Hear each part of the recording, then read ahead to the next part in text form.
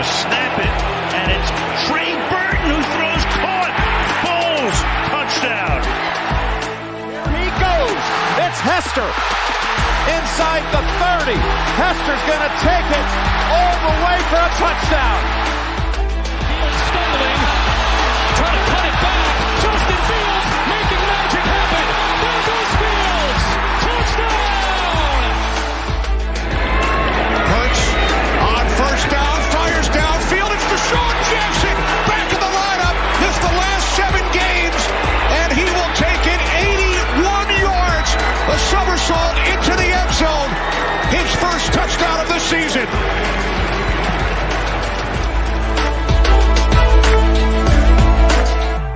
You're listening to the Pigskin Project, the world's #1 football podcast. Now, with more insights on all things football, here are your hosts, Ben Hansen and Ryan Matthews. Ladies and gentlemen, we had a great week this week. Lots of action-packed, probably historically, action. Just back-to-back-to-back games.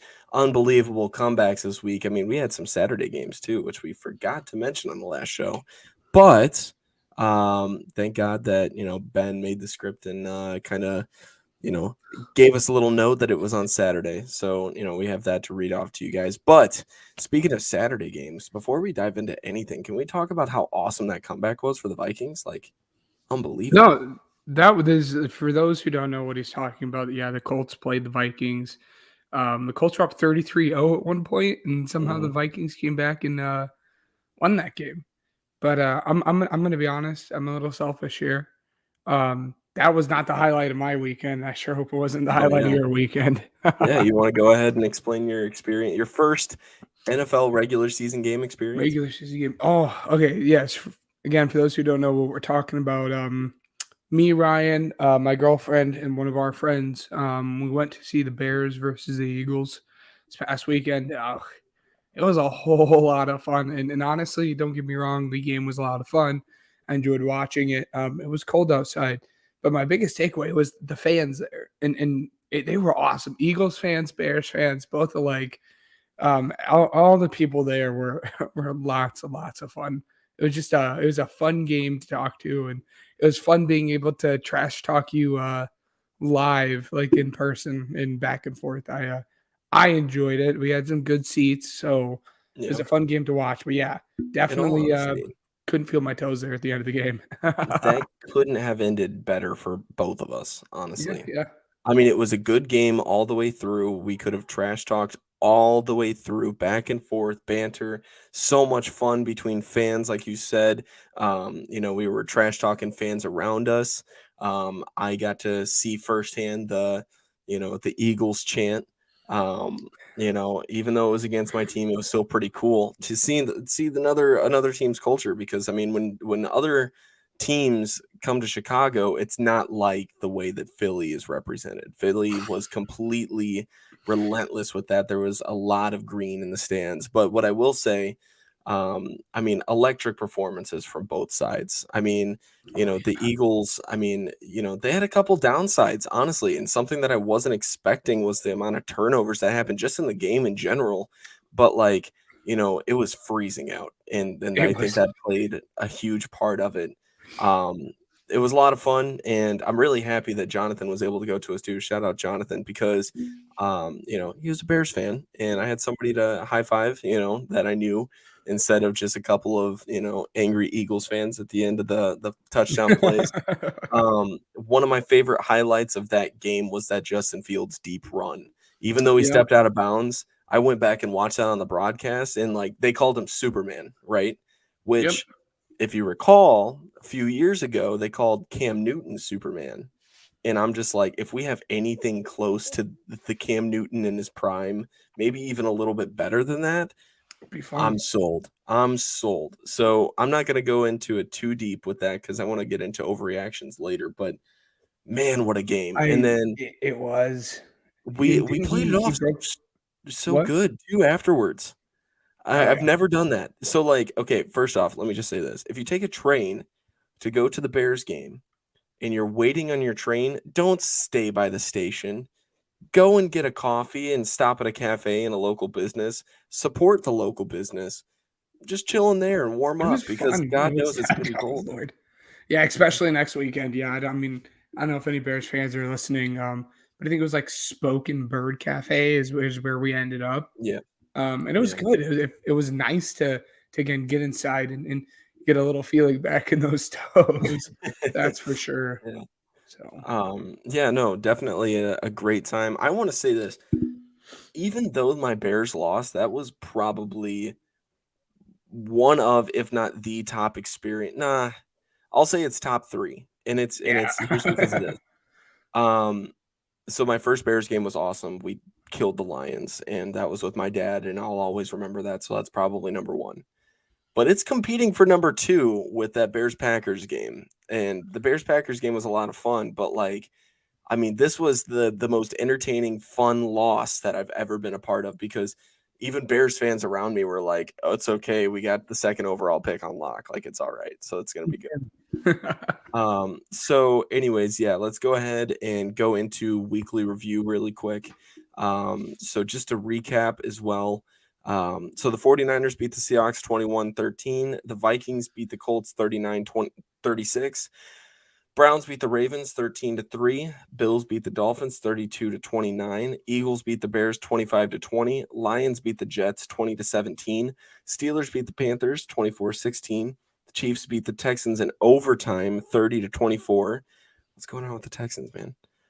Saints beat the Falcons 21-18. Jaguars beat the Cowboys 40-34. Broncos beat the Cardinals 24-15. Raiders beat the Patriots 30-24.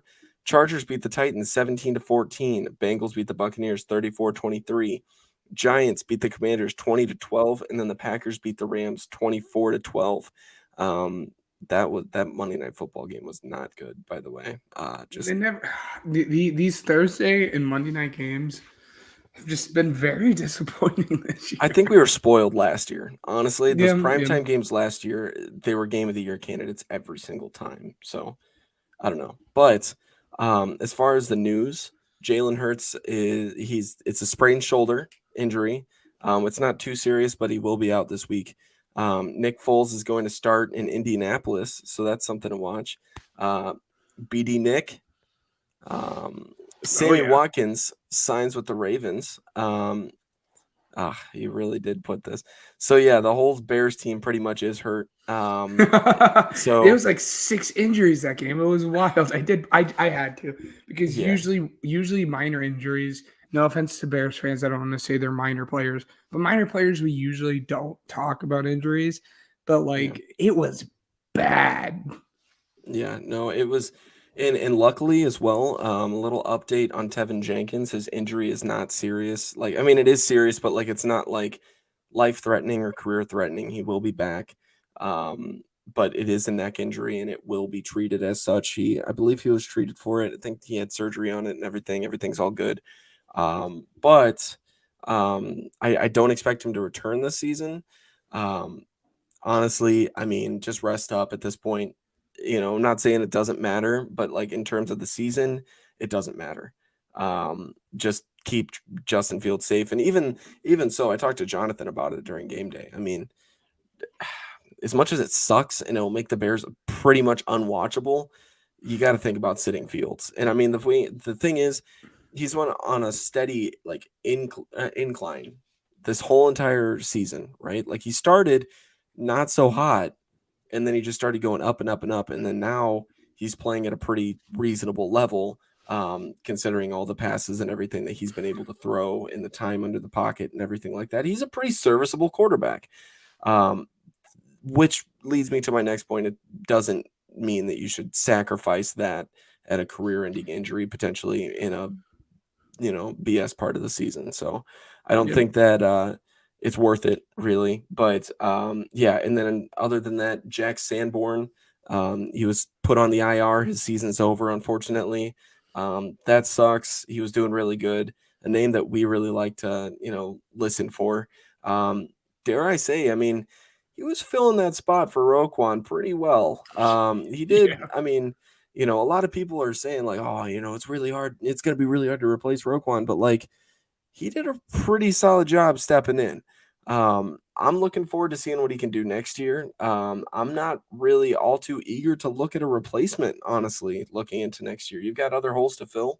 So, I definitely, which by the way, speaking of the off season, we have to do that. I will make another off season thing next episode. Next We'll do episode, and see, it's great because we'll have another guest on next episode for them to for you to bounce your ideas off of and get the reaction of another Bears fan. Not going to throw that out yet, but it's going to be realistic.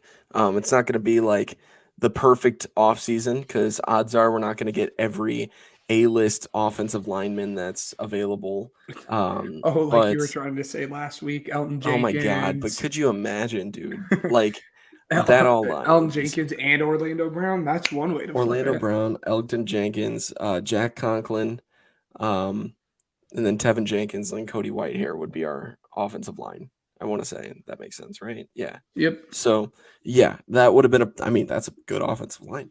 But anyways, yeah. So next up and last but not least, the Pro Bowl teams are revealed. So I'm gonna go ahead and list them, and then we're gonna talk about it later. I think, unless you want to talk about it now. You want to talk about it now? Yeah, I was gonna talk about it now. Yeah. So quarterback, Jalen Hurts, obviously. Saquon Barkley at running back. Do you know how to pronounce his last name? Kyle Juz. Oh, I know who you're talking about. The fullback for the 49ers, you know. Oh, Kyle Juszczyk? Yes. Yeah. All right. Yeah, you know. Justin Jefferson, AJ Brown, George Kittle, Trent Williams, Zach Martin, Jason Kelsey, Landon Dickerson, and Lane Johnson.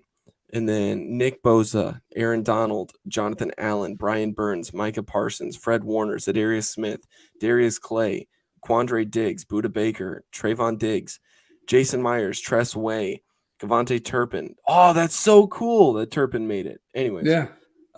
Jeremy Reeves, and then Andrew DePaula rounded out the NFC.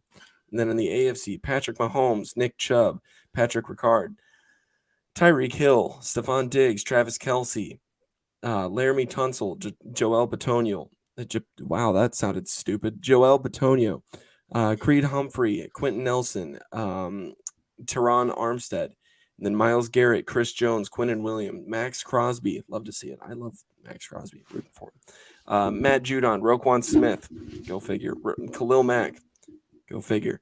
Sauce Gardner, Minka Fitzpatrick, Derwin James, Patrick Surtain II, Justin Tucker, Tommy Townsend, Devin Duvernay, Justin Hardy, and Morgan Cox rounds out the AFC. I'll be completely honest with you, and we talked about this briefly together. Props to the players for making it, but I am just not interested at all. I'm far more interested this year than years past because the games were just so soft the last couple of years because the players don't want to get hurt, people don't want to get tackled and stuff. So they switched it to flags. So hopefully people will be, will play a little bit harder. But now they're putting more emphasis on like the outside events, like the dodgeball and stuff. Like I love that stuff. That stuff is so fun to watch. Dodgeball is cool, but it's like the one thing, like, I don't know. The last few years, they have the obstacle course now, which was fun to watch, and they had the catch, the best catch. That was fun to watch. They had the world's fastest man or whatever. That was really fun to watch as well. So I don't know. I enjoyed it the last few years. The little events. The game was boring, but now that they're putting the emphasis on the events, I'm all for it. But I mean, there were a few other things I did want to touch on this, but yeah, go ahead. Yeah, no, I know I sent this to you guys.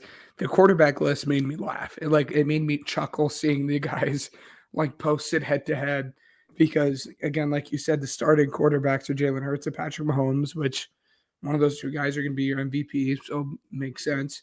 But then it's Geno Smith. If one of them's not in the playoffs. Well, I'm saying yeah. Well, I'm talking about just MVPs of the season. Yeah. But yes. And then maybe both will be in the Super Bowl.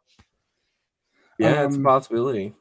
Yes, and then it was Geno Smith versus Josh Allen and Joe Burrow versus Kirk Cousins. The Mm. AFC absolutely swamps the NFC when it Oh yeah. comes to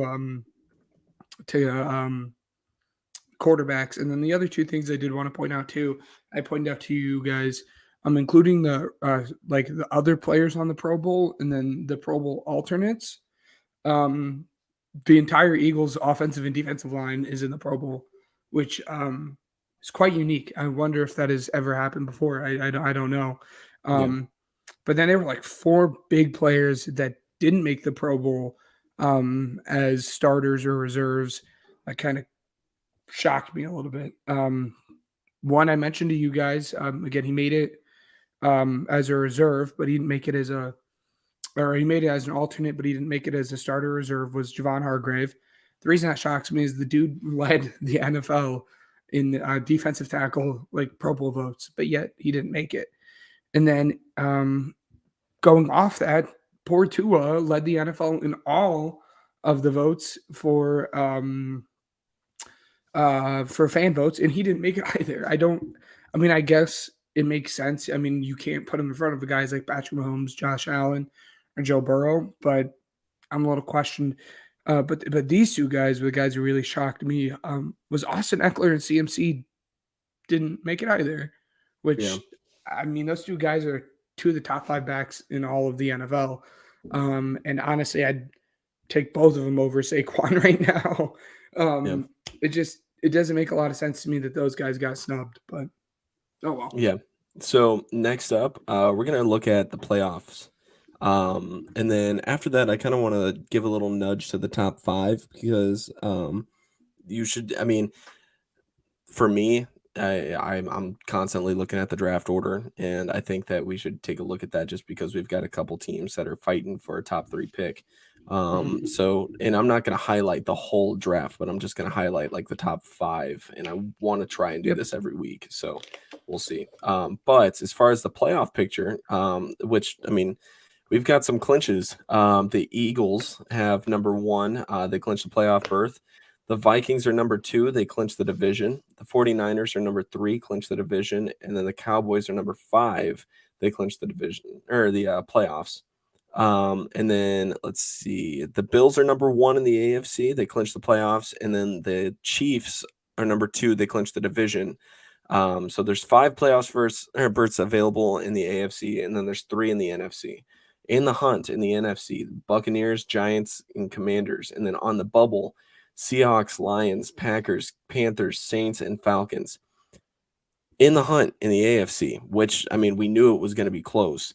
Bengals, Titans, Ravens, Chargers, Dolphins. On the bubble, Patriots, Jets, Jaguars, Raiders, Browns, Steelers, and Colts.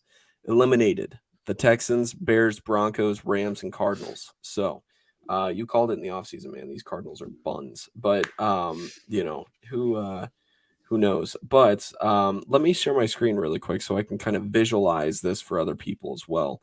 But overall, I mean, we look at the teams that are in the hunt, right? The Buccaneers, they could be bounced at any time. I mean, their division's super close. They've got a 1-game lead over the Panthers, the Saints, and the Falcons. If I'm Matt, I mean, why not make the playoffs? So fingers crossed for Matt. As far as the Giants go, the Giants are frauds. I'm sorry. They had a hot streak in the early stage of the season, but just not good. The Commanders, I could see kind of falling out of their groove, and so as a result, I think that they are at risk. So any 3 of these teams are at risk, but the Buccaneers are I think in the danger zone the most, strictly because, I mean, you know, the Giants have 8 wins, the Commanders have 7. So it's obviously between the Bucs and the Commanders, but you've got the Seahawks at 7 wins, and the Lions at 7 wins, which, by the way, the Lions, I mean, what a hot streak. I think they're 6-1 in their last 7 matchups. Pretty good start. And then you got the Packers. I mean, you know, you can't help but, you know, nod your head at that. I mean, the thing is, they're kind of running it a little bit. We'll see what they can do in Miami this week. just to see. I mean, because Miami is also at number 7, kind of at risk. So, but then you also, like I said, the Panthers and the Saints can totally do it. The Falcons as well at 5 and 9. So just to keep an eye on that in the NFC, but the AFC, like we said in the preseason, this is a pretty close race. The Bengals, Titans, Ravens, Chargers, and Dolphins have yet to clinch that playoff spot. As a result, I mean, Patriots, I personally don't see them making it, but I mean, they can always kind of sneak in. My Bears have done it once. It's not out of the ordinary. Then you have the Jets, whose defense is pretty good, but they just need to stay healthy. Quinnen Williams is kind of banged up, so keep an eye on that especially. Then you have the Jaguars, which one game behind the Jets, and they're playing this week, so that's going to be interesting to watch. Raiders, I mean, 6 and 8. They've kind of peaked up a little bit. The beginning of the season was a little rough for them. They couldn't finish a game, but I mean, they lucked out this past week against the Patriots, so that was good. The Browns, I mean, they're still in it somehow. Deshaun Watson, I mean, getting his first home win and everything, that's good to see. They're going up against the Saints this week. We'll see if that happens. To be honest with you, I'm rooting against them to see if my Bears can maybe face them later on next year when the 4 seeds, or not the 4 seed, but 4th place division holders go up against each other. The Steelers, I mean, again, another team that I think is doing pretty solid, but I don't see making the playoffs. The quarterback situation needs figured out. I'm not sold on Kenny Pickett at all. And then the Colts, I mean, this is a disaster of a team. They're done. They're done. Yeah. So if I had to guess, if you want to scroll down on the AFC side, in the hunt for the AFC for me, yeah. If I had to guess, the Jaguars and the Jets end up finding their way in there, because the Jaguars are 1 game behind the Titans now for that division. They're 1 game out from the Titans there in that division. I don't know who holds. The Jaguars either hold the tiebreaker or it's a tie, and neither of them do. That being said, I think the Jaguars sneak in because I think they end up winning the division, and I think the Jets end up sneaking in there as well. And then on the AFC or on the NFC side, I think the only team that ends up sneaking in out of that list is probably the Lions. Yep. Maybe the Panthers, just because that division is so bad. Yeah. Again, they're 1 game back from the Bucks. And so they might get a spot just because that division is so gosh darn bad. So we'll see.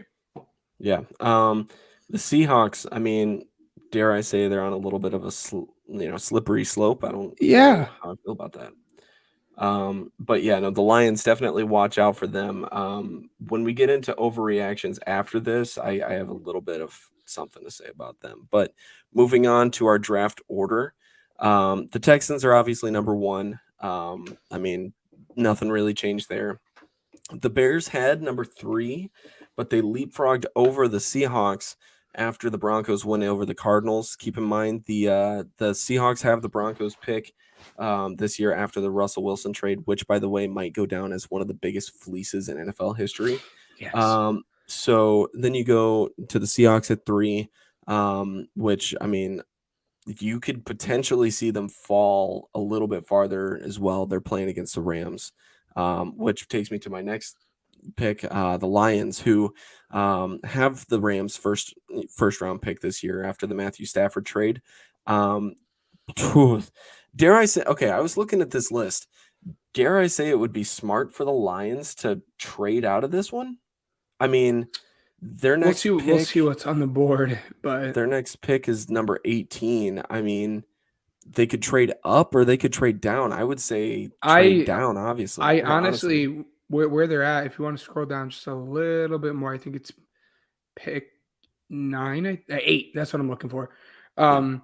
I wouldn't be surprised if at the end of the year, because right now, if the Panthers end up picking at like the 10 through 8 range, that QB number 2, which in my opinion is not CJ Stroud, but that QB number 2 is not going to be on the board there. So I would not be surprised, because again, the top 3 picks are going to be Bryce Young, and then Will Anderson and Jalen Carter, and those 2 could be switched out.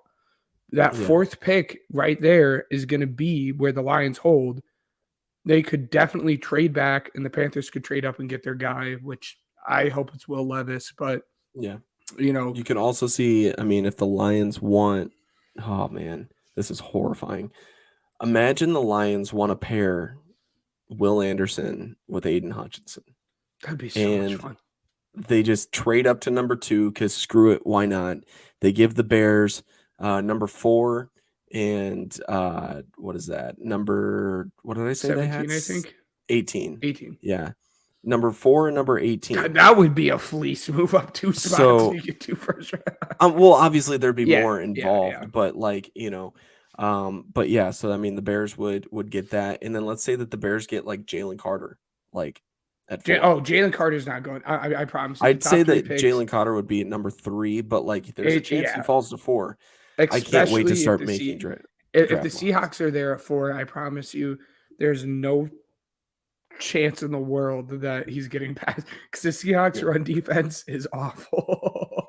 But again, who knows? That Seahawks, as you said before, they don't own that pick. It's the Broncos pick. They very well could. Like, I don't think they're going to be at 3 when the season is all over. The Lions might move up. That's what I'm saying. I think the Lions will probably end up being at 3, the Cardinals probably at 4, and then the Seahawks at 5 would be my guess. So if I'm Green Bay, I need to change my pants because I just pooped them. Anyways, so let's go ahead and move on to overreactions. I need to change that up really quick. What would that be? Week 15? So my number 1, I mean, we're going to stay on topic. The Lions are playoff threats, not just contenders for a spot. They can knock somebody out of the first round. I mean, you look at the teams that are in it, let me pull this back up. Let's see. Yeah, so let's pull this back up really quick. I guess I can share my screen again because why not? So that would be a Vikings and Lions matchup there. And that's honestly what I was going to say. That would be a lot of fun. If they get 7, 6 would be what? That would be 3? 6 and 3? The Niners, yeah. Yeah, so I mean, at that point, I don't think the Lions would beat the Niners. But I mean, heck, with Purdy, who knows?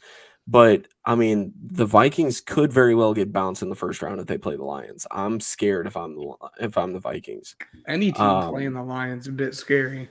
Yeah, so I think that they're playoff threats. I not just contenders for a spot. I think they're threats. I don't see them going to like the NFC Championship. I could see them going to the divisional round and then getting smoked in the divisional round by whoever's going to, contend for an NFC Championship. But which leads me to my next overreaction. The Cowboys and Vikings are still frauds. Like, and people want to say like, and as soon as the game ended, I had your voice in the back of my head. When the Vikings game ended, it was good teams find a way to win that game, right? They're a good team. They found a way to win that game, but it was against the Colts. That's not okay. When I say good teams find a way to win, I am not referring. I am not referring to a 33-0 comeback victory against the Colts.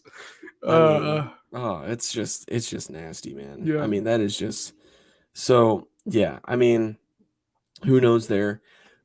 Justin Fields and Trevor Lawrence are the real deal on their respective teams, and I think that it's proven that. I think. I don't think that this is really an overreaction. I think this is just a solid take in general. I think these two franchises found their guy.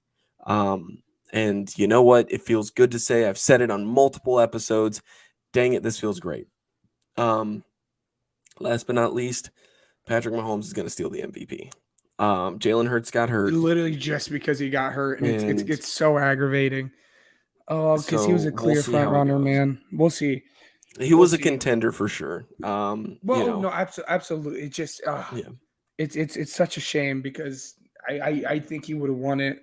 But now the issue too is he's not going to play against the Cowboys, and if we get some Minshew mania there, then he has no need to play because I should have brought it up in that playoff picture. If the Eagles win one of their next 3 games or the Niners or Vikings lose one of their next 3 games, then they have the number 1 seed. And right now that's currently the NFL.com has them at a 99% chance of locking that number 1 seed up. And as soon as they lock that number 1 seed up, Jalen Hurts isn't going to be playing anymore. So he's going to miss this game. And even if he comes back against the Saints, he has 1 game left, and then he's going to miss the next one. It's tough to make the argument that he deserves it. I will still be making the argument even if he misses the next 3 games, but still, it's a shame. So you can't deny that there's a little bit of bias there. That's okay. Well, for sure. Yeah. For sure. So but like right off your second to last point, like that Jeff Saturday hire is even worse than what anyone would have thought it was. Yeah. Like no one going into it thought it was going to be a good hire. But boy, after that game, it was not very good. Yeah, and you got to feel for Matt Ryan too, man. Yeah, no, I mean, this guy's never going to live it down, man. I would just retire, just forget it. I'm going to hang it up. And to be honest with you, I fault the defense to a certain extent as well, like a lot, actually. Absolutely. But and I feel for him, especially because of that, because it's like, dang it, like this was purely on the defense, and then there was a little bit of mistakes. I mean, yeah, it's Matt Ryan. He's getting a little old. He hasn't had the best season of his life. But dang it, like it's just one of those. I don't know. You got any more overreactions? Yeah, I got 3 more for you. I know the Cowboys will always find a way to cowboy. It goes through a cycle. The fans are like, well, this is our year. And then they heat up and fans are really like, this is our year. And then they lose. So the Cowboys will always find a way to cowboy. And for those who don't know again, Ryan read the recap to you, but at one point the Cowboys were ahead by 17 points against the Jaguars. And T-Law came back and won that game. Baker is right back to being Baker as well. He played against the Packers. He threw it 21 times, completed 12 times for 111 yards, 1 touchdown, 1 interception. He just very uninspiring performance from him. But then the last one, I saved this one for last because I'd like to get your opinion on this one, is more so than any other year, the refs just seem just awful. I mean, there's always bad calls. And it's what we said like 10 weeks ago. There's always bad calls. But just this year, it seems like they're happening way more than any other season. And like when you go to review to see if a play is a touchdown, I mean, everyone knew. Freaking Stevie Wonders knew that wasn't a touchdown, okay? He stepped his foot, like his foot was clearly out of bounds on the touchdown, the Raiders game versus the Patriots, and they reviewed it. Somehow they still ruled the touchdown. But the other one too was, I don't know, did you see the Terry McLaurin stuff? Yeah, the pass interference. Oh, well, that, but he walked up to the line, and you as a wide receiver know this. You look at the ref and you give him a thumbs up to say, hey, I'm on the line. The ref says, yeah, you're on the line, or no, you need to scoot out. So Terry walks up and he gives a thumbs up to the ref, and the ref goes, yeah, you're on the line. And then there's a motion, and Terry looks back at the ref, gives the ref a thumbs up, and he goes, yep, nope, you're on the line. And then as soon as the ball was snapped, that same ref he looked to twice threw the flag and said there wasn't enough guys on the line of scrimmage, and Terry McLaurin needed to scoot up. I don't know. I'm a bit baffled. The refs just seem bad. That's one of the most aggravating calls that I've heard since the Bears Steelers game last year, when the referee backed into the player and threw the flag and then was like, he made contact with an official and it was unnecessary, blah, blah, and ultimately cost the Bears a little bit. So pretty aggravating there. Cassius Marsh was the player, and I think he didn't play the rest of the season, honestly. No, I don't think he but yeah, no, it's been bad. We've talked about it before. The referees should never put themselves in the position to change the game, because it's not about them. It's not about them. It's about the players, and they're just there to kind of mediate. And it's not one side or another. It's not helping the conspiracy of the NFL is scripted. There's plenty of evidence for it. I'm just saying, it's not good. It's not looking good for it. So hopefully we see a change, but in all honesty, I doubt it. Like, it really does suck. I've been experiencing it a lot. I mean, just watch literally any Bears Packers game ever, and you'll figure it out. I mean, I'm not going to sit here and complain about every call, but it is getting a little ridiculous. The NFL needs to figure it out this offseason, I think. Not necessarily like make people lose their jobs, but I'm talking some kind of penalty about it, because they can't just issue an apology and move on. That shouldn't be it. Because the thing is if a player makes one small mistake, that's a fine. And so it's like, these are the players that drive your league. These are the players that, make you the money that you're making. And these officials can kind of put these players at risk if they don't make the right calls. And it's happened before. You look at this Bears-Eagles game, you see Ndamukong Suh land on Justin Fields' head. No flag was thrown. Hashtag dirty birds, hashtag trash pigeons. Anyways, so if you didn't know, which you probably didn't, I called them that all game. But yeah, no, it's birdies. Aggravating. The dirty birdies. Yeah, no, it's pretty aggravating. And I mean, Justin Fields is starting to be an advocate for it. He said that in a press conference, which I applaud him for. But yeah, no, it's something that it's getting pretty ridiculous, and especially on young quarterbacks too. You acknowledge that. Yeah. People have to acknowledge the fact that these young quarterbacks are the future of your league, and if they're put at risk like Tua was earlier, and I'm not saying that there wasn't a flag called on that, but I'm just saying there have been missed calls like that put them at risk. You're hurting the game and even potential avenues of revenue. Like, it's hurting. I'm right. And again, I hate to bring it up. I know we touched on it last week, but again, you see these calls like Jalen Phillips sack on Justin Herbert just a week ago. Yeah. And then you see what I'm an Eagles fan. I could tell you that wasn't okay. And you see what Ndamukong Suh does to Justin Fields. If people who don't know, he came in very, very late, probably 2 or 3 steps late on Justin Fields, and just laid it right on his neck and back. And you don't call that, but then call stuff like the Jalen Phillips. It just doesn't make any sense. And the thing is, too, I mean, that gets them hurt. That really does. And they're lucky to stand up and get out of it.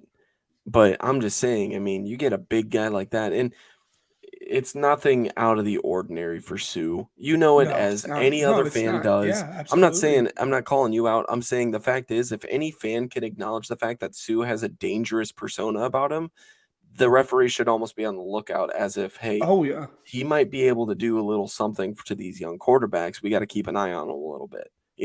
He's a repeat offender. They've called a couple flags on him before. There's a chance he goes at it again. He did, and he got away with it. I mean, it's not out of the ordinary, whatever. They're not going to call everything, but they got to take a closer look at these and correct it and punish these referees to a certain extent if it doesn't happen. So that's what I'm hoping happens, but I don't know. Is that the last overreaction we have? Yep. Just when you thought it was safe to play the underdog, we put you on Upset Alert. All right, so for Upset Alert, I do have a couple games here. I have 5, back to my normal 5. So do I. Would you look at that? Okay. I'm going to go ahead and list all of mine with a short little synopsis on why. I'll let you know, too, if I agree with you. So, Jags and Jets. The Jags have been on fire a little bit, and the Jets on a slow decline just a little bit, and they're a little bit injury knocked up, so we'll see how that one goes. Bengals and Patriots. Bill Belichick. And that pass rush and run D is going to be deadly. Bills and Bears. I mean, it's going to be super cold, and the Bears put up a pretty good fight against the Eagles. I'm not saying they'll win, but I mean, obviously the safe pick is going to be the Bills, but what I will say is there's a chance at anything. Yeah. Packers and Dolphins. This is a game in Miami. The Packers are starting to regain full health. Aaron Rodgers likes to run the table late in the season when he's in these situations, and we could see him run it in Miami. And then last but not least, Chargers and Colts. Nick Foles. That's all I got to say. That's why I put that on there. I'm right there with you. Nick Foles can do what Nick Foles wants to do. Yeah. In terms of Bears Bills, though, I'm sure if you live in our area, you guys are well aware. It's supposed to be very, very cold this weekend. It's supposed to get like 8 inches of snow at Soldier Field, like wind chills of like negative degrees. I was kind of considering going to this game. Like legitimate. I got the day off on Saturday. Might go to this game. My thing is if any team knows how to play in the cold outside of the Bears, it's the Bills. Yeah. I mean, but no, I'm right there with you. Yeah, I have the Chargers and Colts. I have the Bengals and Patriots. The other 3 I have are the Chiefs and Seahawks. Like you said, the Seahawks have been on this downward slope. I just think there might be a little bit of a chance that the Seahawks can bounce back and, play to how they were looking earlier in the season. Texans versus Titans. I've been saying it all year. We've seen it before. We saw it against the Eagles. We saw it against the Cowboys. We saw it against the Chiefs. They just play teams very, very hard. I don't know what it is. Again, good teams find ways to win close games. The Texans just aren't there quite yet. Games. Now I like that. Anyways. But the Texans just aren't quite there yet. But I just think maybe there's a shot that they play the Titans well enough and squeak out a victory. And honestly, if I'm a Bears fan, I'm rooting for the Texans to win. Oh, absolutely. Yeah. They almost pulled it off against the Chiefs. Yeah. Who knows? Exactly. I was getting my hopes up. And then the last one I have for you guys is the Vikings over the Giants. Just because the Vikings are coming off this high and they're just very, very excited. And sometimes that can be a little bit dangerous, especially when you overlook an opponent or two. I know a thing or two about that this past weekend. So, but yeah, those are mine for you guys. All right. So moving on, we got our next segment. You think you know football? Well, prove it. This is Pigskin Pick'em. We had a really good week. You went 13-3, my friend. And I was right there behind you at 12-4, which brings our overall records, if I did my math right, 138, 84-2 for me, 132, 87-2 for you.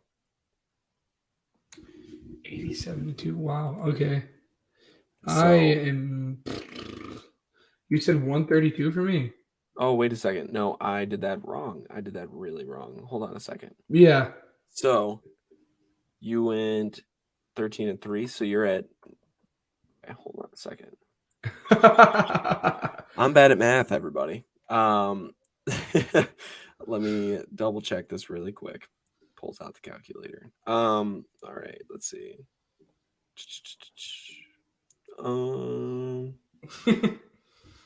No, but I will say as I'm filibustering for you here, it's closer than I think. I mean, we're neck and neck, and we have done very, very well this season. I mean, I said going into the season, I just want to go above 500, and I'm just saying, me and you have like the 3 seed records right now, and that's good because Vegas and these experts. Some of them aren't even getting in the playoffs here, okay? Me and you are 3 seeds right here. We're neck and neck. We're doing very good. Like, I think we're darn near, like, we've gotten, like, there's a 50-game difference between how we're looking, like, in the win column versus the loss column. And I'm just saying, I think we're doing better than what either of us expected. So, hopefully next year and in the playoffs, our records can be even better. And hopefully I can figure this out by next episode, which I will. So let me just say this. Ben went 13-3. I went 12-4. Solid week for both of us. I'll have the overall records corrected up to date with after this week, including this. I'm not going to do it on the spot. We need to use this time We'll to make tweet our it out. predictions. We'll tweet it out. Yeah. So Saturday at noon, Jags at Jets. Jags. I'm gonna be honest. I expected to have a third guest on here today. Again, that'll be next week for you guys. Stay tuned. So I do not have record predictions. So we'll say the Jags 27 to the Jets 17. Okay. Falcons at Ravens. What about you for Jags and Jets? Oh, sorry. Jaguars 34-21. Ritter looked fun. I don't know what happened in that last play of the game, but Ritter was fun to watch. The Ravens are just a better team. Yeah. I'm going to go with them, but I think it's going to be closer than what people think.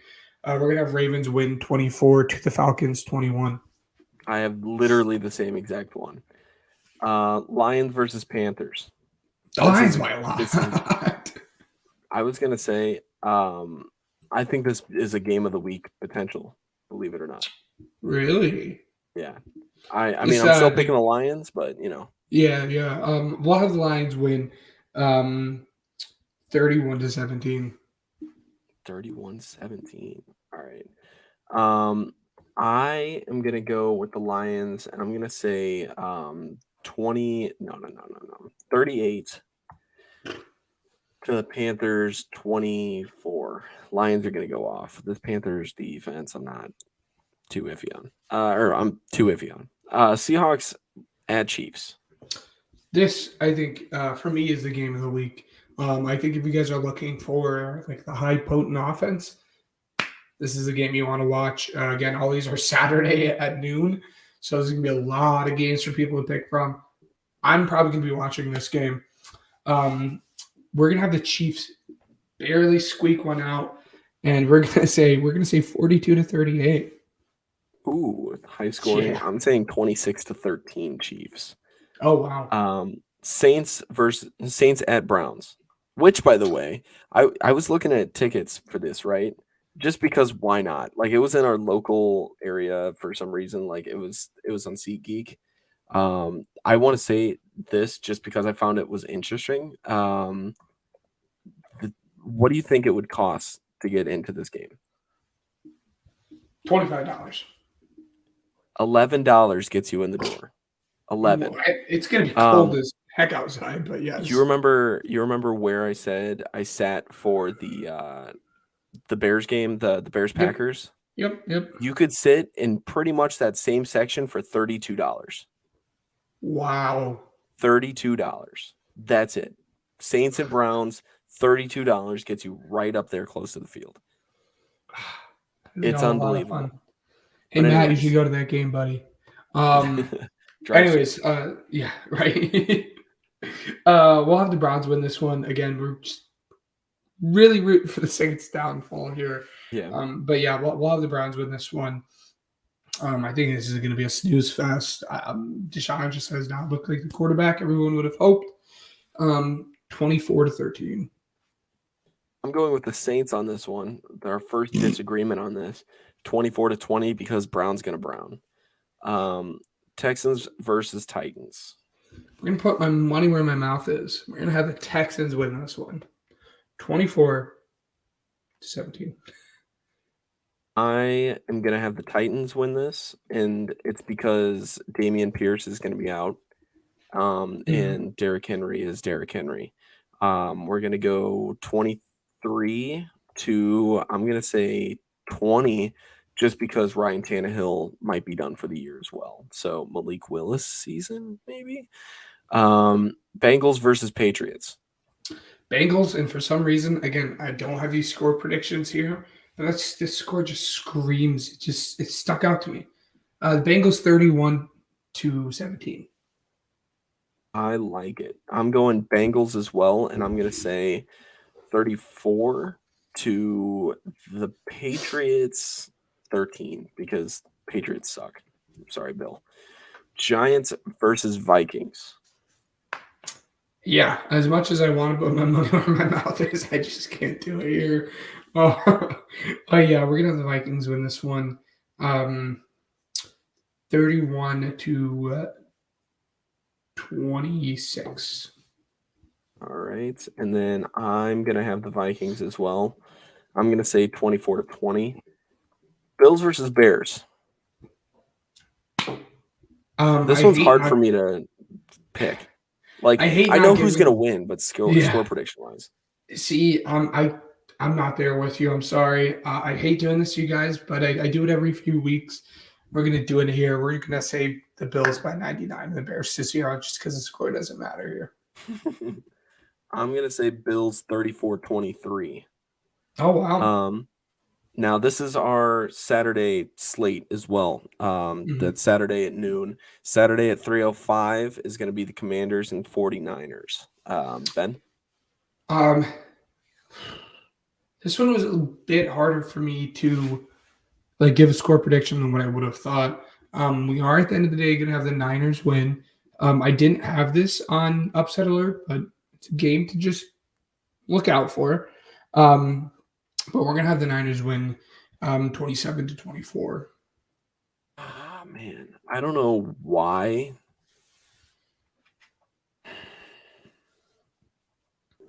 Screw it. That's what I'm saying. That's what I'm going to do it. I'm going to say something in me, man. I'm going to say Commanders 23 to the 49ers 20. I'm sorry. I mean, I love Brock Purdy. I'm right there with you. Something in me is like the Commanders might win this. And I think it's because of injury, honestly, and Chase Young. That's really it. Eagles and Cowboys. Yeah, I don't think Jalen's going to play in this game, which is a darn shame. But we get to see Minshew Mania. That being said, I do think the Cowboys are going to win this one. It's probably going to be closer than what it should be. We're going to have the Cowboys win 27-20. I don't want to do 27-24. I've said that score so many times. We'll say 24-21. All right. I'm going with the Eagles, and I think Minshew is going to prove that it's not going to be that hard playing quarterback in this system with this amount of help. That's right. I said it. That's okay. Eagles, and I'm going to say it's also going to be a low-scoring affair, 23-20. Raiders versus Steelers. Saturday night at 7:15. Yep. Both of these teams. I probably won't even watch this game, even though it's the only game on the slate. I just don't think it's worth watching at this point. Yeah. We're gonna have the Raiders win. I think this is gonna be a stink fest. We'll go 17-13. I'm also going Raiders, and I'm going with 24-13. Packers at Dolphins Sunday at noon. Thank you. Oh, I know you put this on the list. I just can't quite get there. I know the Dolphins. What is this? I think this is 3 straight losses for them or something. I think they're going to pick it back up here, and again, this will be in Miami. And for that reason, we're going to go with the Dolphins 31-21. All right. I'm going 27-26 Dolphins. Broncos at Rams. This is a win-win situation for me, honestly. Yeah. This is also just a stink fest. Yeah. This game is also not going to be very fun to watch. We'll go with the score that it ended up with in this past game that the Rams played. We'll go with 21-12. I don't know how it got to 21-12, but that's how it ended, and that's what we're going to go with. Who are you going with? Broncos, Rams? Yeah, the Broncos, yep. I'm going with Broncos 17-10. Buccaneers at Cardinals. If even if this was Colt McCoy playing, I probably would have picked the Cardinals to win, but it's not. It's Tracy McSorley. It's Tracy McSorley, who's their third string quarterback. So for that reason, that offense is not going to go anywhere. We're going to say the Bucs are going to win this one. But again, 21-13. I don't think the Bucs are going to win because they played good. Just the Cardinals played worse. So yeah, Bucs 21-13. Monday night, Chargers at Colts. Oh, what did you have for that game, by the way? Oh, I'm sorry. Yeah, Buccaneers 27-10. Yep. We're agreeing a lot on this one, I will I say. know. Which brings me to Monday night, which I'm not going to lie to you. I'm considering picking the Colts. I gotta go with my want gut. to so bad, but I'm not Yeah. going to. We're going with the Chargers, and the Chargers are, we talked about it with the Lions. The Chargers is just one of those teams that if I am one of those top seeds, I just do not want to play them. Yeah. We're going to have the Chargers win this one pretty handedly as well. As much as I want Nick Foles to come in, I just don't think it's going to work. We're going to have the Chargers win 31-13. I'm right there with you, except I have 31-17. So altogether, after our predictions, we disagreed on 1, 2, 3 games. So it all comes down to that. So, but Pro football isn't the only game in town. Let's take a stroll to Ben's College Corner. all right. So moving on to Ben's College Corner. Not a lot of action this week, except for transfers, and that's pretty like big. you said, the transfer portal We have a local signing. You know that? Mr. Drake Bowen, the linebacker, like the nation's best linebacker, according to the award that he was given, signed with Notre Dame officially. He was committed to Notre Dame for quite a while. I want to say for the last 2 years he's been committed to Notre Dame. He went to Andrean High School and finished as a linebacker and a running back, and he will also play baseball there. Something to keep track of, and he's pretty decent on the baseball field as well. So just keep an eye out for that. And then I don't know. I've read that Notre Dame had a very good signing today. What do you have to say about that? No, I mean, again, Drake Bowen is. I think he's going to be. I think he's going to tear it up. The dude plays are really good at the linebacker position, but he's also one heck of a pass rusher as well. Yeah. So I think he's just going to do awesome things, especially in Freeman's defense. I think it's going to be a lot of fun. Like you said, today was National Signing Day, so we saw a lot of dudes sign. The transfer portal has been active. People are changing teams every which way. Travis Hunter, who was the number 1 player in last year's class, went to Jackson State with Dion, and then Dion left. He entered the transfer portal, and sure enough, Travis Hunter followed him today and is going to Colorado with Dion. It's a conversation Matt touched on a little bit. This Colorado team is going to be fun. They have not this as a program. Colorado has not been very good, but Dion just knows how to recruit. He really is getting some top talent in there. You mentioned Notre Dame, one of their top running back commits, ended up decommitting from them, flipped to Colorado State, and he's bringing a lot of his guys from Jackson State. For those who don't know, they've been a powerhouse in their conference. I think they only lost 1 game this season, so they have good players. Again, Travis Hunter's coming over.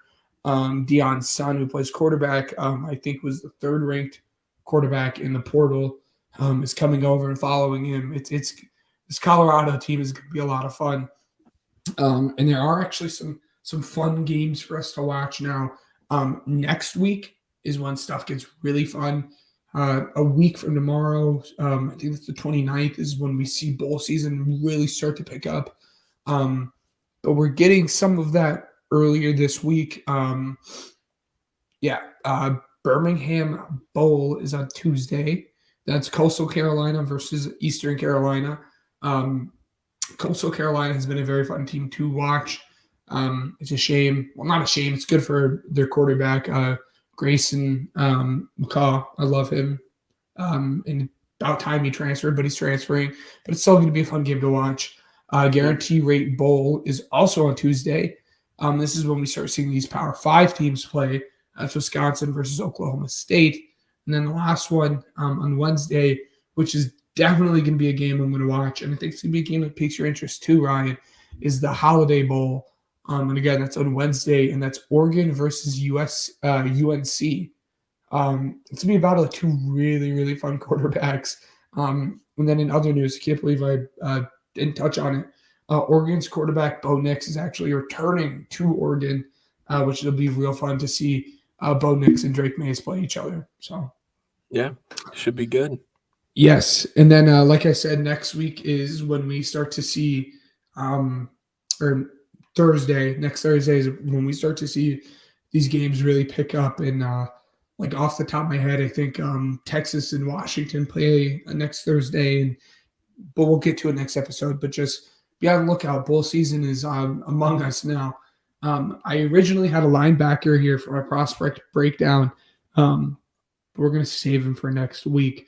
I realized I haven't done a lot of safeties in this segment. The only one that I have done was JL Skinner, I think. So I brought to you guys the number one safety, at least in my opinion, in this class, Brian Branch, the safety out of Bama. He is 6 foot, 193 pounds. I think he has 4 pass breakups and an interception on the season.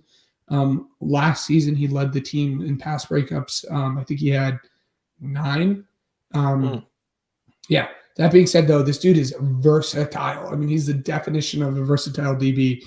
He can fit in any system. He can play free safety, strong safety, nickel or slot, whatever you want to call it. And even at times in Alabama, we saw him play as a sub-package linebacker. You don't see that often, but people call it the Joker or star role. It just depends on the defense. But, yeah, in some packages, you can see him playing this athletic linebacker position. But he's very instinctive. And with that, when he pulls the trigger and he decides to listen to his instincts, he's very quick. I don't know how fast his 40 will be. His long speed isn't something that pops off the screen, but his acceleration is there and does pop off the screen.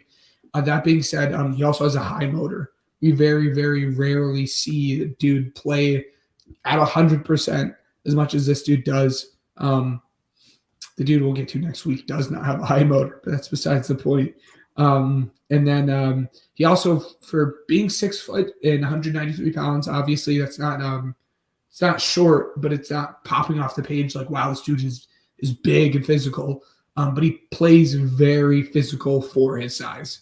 You don't see dudes at 6 foot, 193 pounds usually play as physical as he does. The only thing that really stands off the table for me when it comes to cons is he's a bit slow when it's man-to-man coverage, and that can hurt him if he doesn't have someone in the back end for him. So for that reason, on pass heavy downs, on like a 3rd and long, or let's say a 3rd and 10, I probably want him back at free safety because, as I said, he's very, very instinctive.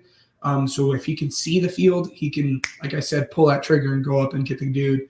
But on these pass heavier favored downs, probably don't want him in a man-to-man strictly. I don't know what it is. He has the instincts there, and again, he's fast, but just something in him when he's playing man-to-man slows him down a little bit.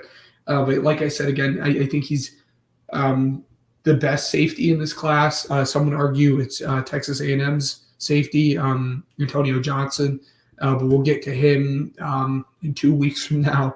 But he's a fun watch, and like I said, any team that can get him really is getting a DB who can play everywhere. So, and that's a cool thing about these safeties, these 2 top safeties in this class. So it'll be fun, and any team can use. So, oh, for sure, yeah. So, you ready to move on to our next one? Oh yeah, it's time for America's favorite game, Weddle. All right, so you're up 15-9. Brian. Oh yeah. I don't know, buddy. We'll see. I gotta pull it up. Yeah, no, this is. Let's see. Let's just take a look. So I haven't played since we've played last. I'll be honest. Neither have I. As much as I want to seem like I'm prepared, I'm really not. But I'm hoping to get over the double-digit mark by next week. So we'll see. Maybe I can get an early Christmas gift with a W here. Who knows? Ben, would you like to go first? Yeah, why not? You know where I'm going with this one. So, I haven't played. AJ Brown. Yes, AJ Brown. So it's a wide receiver in the NFC. Taller than 6'1"? Just older than 25. Why do I want to say DK? Okay. All right. So it's 6'4". In the NFC North or South, I thought DK was just slightly older, but Oh no, they were. jersey They number played. didn't. Yeah. What? What'd you say? No, those two guys played in college. They were very fun to watch. They came out in the same class. So, and real quick though, how did Ole Miss not have the best passing offense in all of college football when you have AJ Brown and DK Metcalf on it as your two outside wide receivers? So, I don't know. Anyways, so North or South? North is your division. South is Matt's division. Real quick in my head, there's only one dude who pops off the page when I'm thinking about your division. I think he's too old. So we're going to go to the South, and no one is really popping off the page for me here. Well, we'll go with the dude in the NFC North that I was thinking of. I don't think it's him. I think he's too old, but give me Alan Lazard. I don't think he's 6'4". Yeah, so he is in the NFC North. He's 6'5". Wow. Wow. I know who it is. Equinemius St. Brown? No. Okay. I thought for sure it was N'Keal Harry. Wow. You want to give it a shot? No, it's not a bear. It can't be N'Keal Harry. It can't be N'Keal Harry. So it's a lion or a Viking?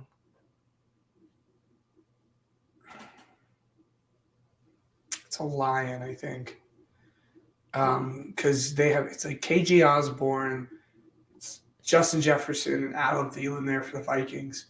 So on the outside, I know who it is. It's a kid from Nebraska. It's gonna drive me crazy. It's not. I don't think this is who it is. It's definitely not. But go DJ Chark. DJ Chark. Oh, wow. Nice. Okay, I didn't realize he was 6'4". Great job. All right, so let's go ahead and move forward. You want first? No, I want second. I'm gonna switch it up and go. Imagine it was Justin Fields. It was Gibson. Okay. All right. So NFC not a linebacker, but in the defense, a little bit shorter than 6'4". Safety or corner, NFC. A young player in the NFC who plays safety corner. I could go darn near anywhere with this one. Who's just older, 25. But he's probably 22. He's probably 6'2". Dang. I don't even know where to start with this one. We'll try to see if it's a safety. I know this is not even close to being correct, but give me Chauncey Gardner-Johnson. How do you pronounce? Just type in Gardner. Oh yeah. CJ, yeah. NFC. Oh, okay. It's the NFC. Yes, that's actually yes. He's 5'11". Oh, he very well could be an edge at that height. He very well could be an edge at that height. He's either an edge or safety. It's not. Here. Oh. Okay, so it's Washington. All right, Washington. Which makes me think that he is a 6'4" monster in Washington. His name is Jonathan Allen, 6'3" monster. I'm pretty sure. Nice. Bam! Wow. Four-piece snipe there. You are 16-9, buddy. I don't know why I knew he was 6'3". I have no clue why I knew he was 6'3". But I saw 6'3" and I thought of Washington for some reason. He was. I cannot catch a break. I have no clue why I knew he was 6'3", but it was very happy. What's the name of the segment? Oh, you're not talking about Ryan and Ben? Oh, okay. Well, hold on. I've got it. It's time for Gridiron Goofs. All right. It's time to win a draft. If I can't win Weddle, I win drafts. That's what I'd win. And you Time to lean back. did you have fun. the first pick last time? Did you pick hot dogs first last time? Hold on, wait a minute. Let me see. There's no way you picked hot dogs first. I didn't pick hot dogs first. This is so. I don't know. You can have it. You can have it. Well, no, I want to get this right. Okay, so, okay, you, me, so you get it this time. You get it. Oh wait, no, I get it this time because you have it on even numbers. Did I pick hot dogs first? Yeah, weird. Do you even eat hot dogs that much? No, I don't. I don't eat hot dogs. I don't. I'm not a big hot dog fan. Maybe you just did it just to win the draft. I don't know. Best Christmas gifts. This is for anyone. This doesn't have to be like. This isn't specifically like Ryan and Ben. This is just like if you're a kid, even adult. Like it can be any age range. Just the best gift. It doesn't have to be specifically me or you. So I'm going with. Let's see. Wait, hold on a second. I have a clear one. I've never gotten this thing for Christmas, but I have a clear I know what the number one pick is for me. I'm gonna say a new gaming console. It's a solid pick. That was second on my big board, man. What you got? In my head, big board. The clear pick to me is a pet. A pet, yeah. That's good. Oh yeah, like a dog on Christmas or something, like a puppy. Imagine just coming downstairs and there's just like a pen, a little pen. Wait, you went muted. I don't know why. Imagine you said a pet, a little. Yeah, a pet. Imagine little Ryan's face. Walk downstairs on Christmas, and there's just a dog. And a dog peed on all of the presents. I'm just kidding. Yeah. Yeah. No, I see where you're at though. I'm gonna go with one that I got a couple of years ago, and I'm gonna say a new phone. Oh, that's a good one.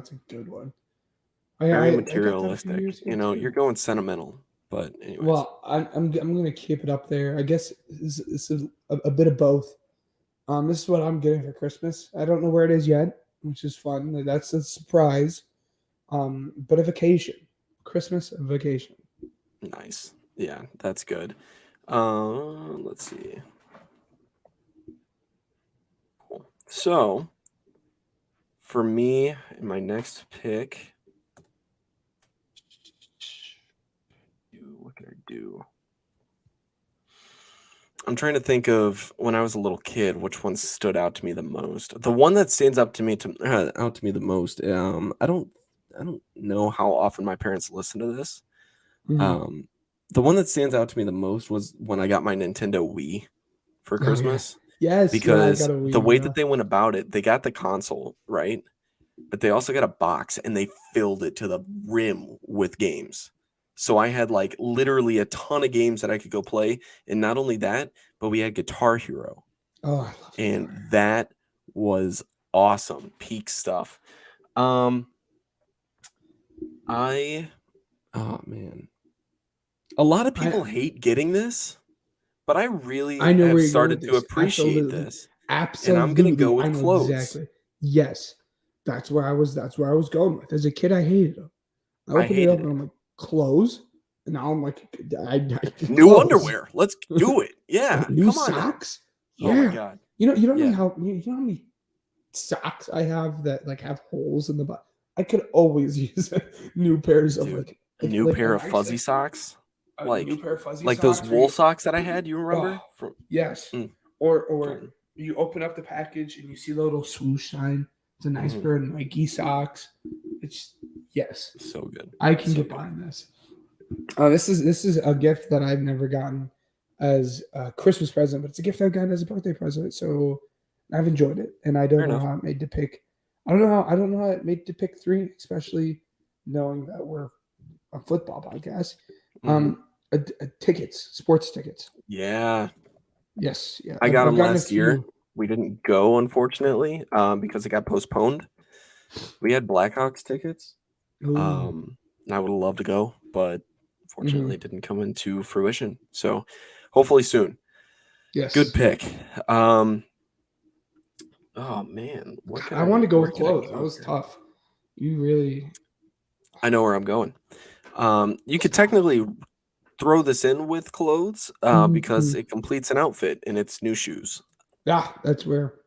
I I got like Caitlin that. new shoes, and I can say that now because we already went through Christmas and everything, and her reaction was priceless. I got it on camera and everything. It was great. So Mhm.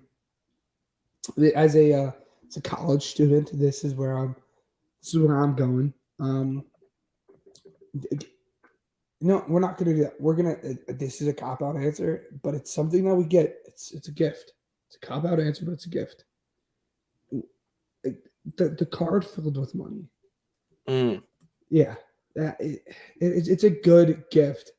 Oh, the steal of the draft fell to the last round, and I I just hope thought you're of not it. going where I'm thinking here, but What's the greatest gift that you can get when you just turned 16? a car.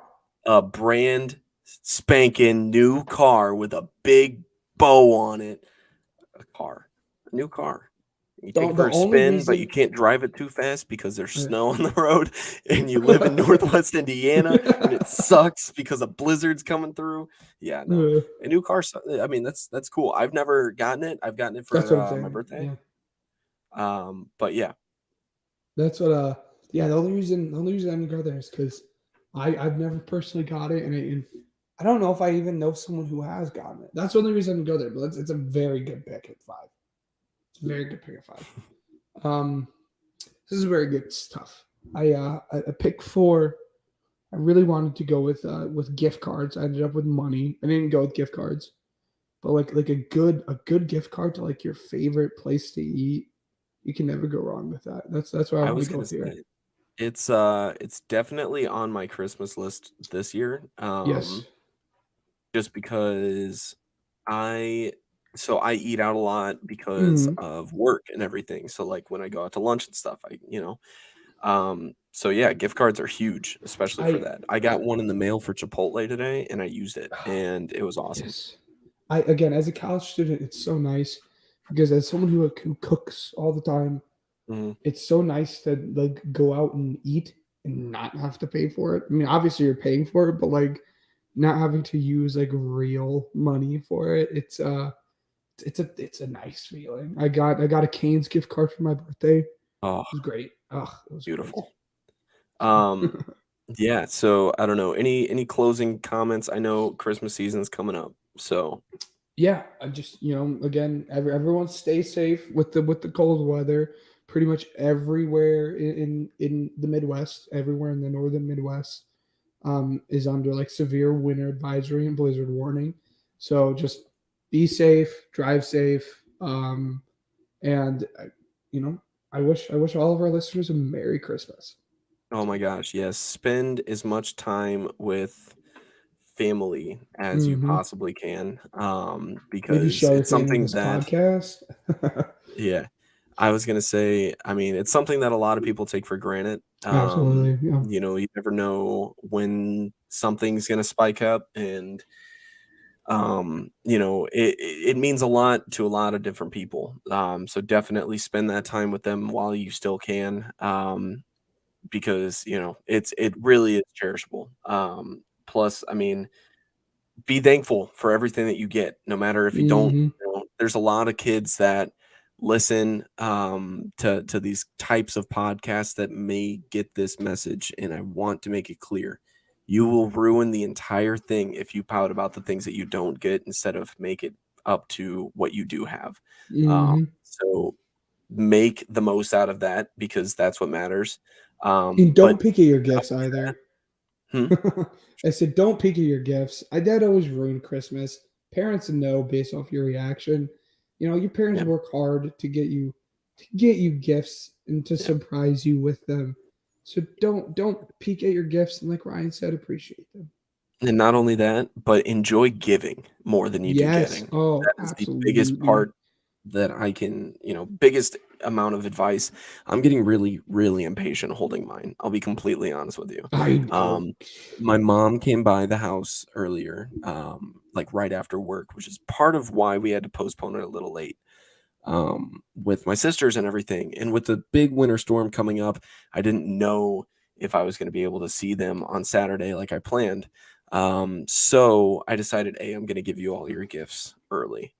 My mom got a Travis Gibson jersey because she was with me when I met him for the first time, and she loves that guy to death. So if in the off chance that he's listening, thank you so much, dude. I hope to have you on the show. More than likely, it'll hopefully come to fruition later on when, we get a Yes. chance. I know you're busy and everything, but thank you for talking to me and everything. We'll And make it happen. But stay tuned for guests that we have on next week. yeah, it's going to be a lot of fun. If we can make time for it. Who knows? We're spending time with family, and odds are, you know, who knows what happens next week. So, enjoy the podcast. We enjoy making it for you. Enjoy Christmas. Make the most of it. Love your families. They love you back. Love the gifts. Everything that comes with Christmas. We love More you than guys. importantly, stay safe. Yes. That's the biggest thing. So stay smart, stay safe. Enjoy the rest of your week. And that's it for this week's episode of the Pigskin Project. Also, special thank you to Overtime Sports Network, Regional Radio Sports Network, Uppercut Grooming. Wait, hold on a second. Not grooming. What is it? Trying to think of it. I'm going there tomorrow. Barber Uppercut. shop? Uppercuts. If you listen, whatever. I bought that. It's fine. Yeah, no. So, well, thank you to everybody for promoting our podcast. We really do appreciate it. If you laughed at that part, just leave a review. That'd be cool. Other than that, enjoy Christmas. Have a great rest of your week. And that's it for this week's Pigskin Project.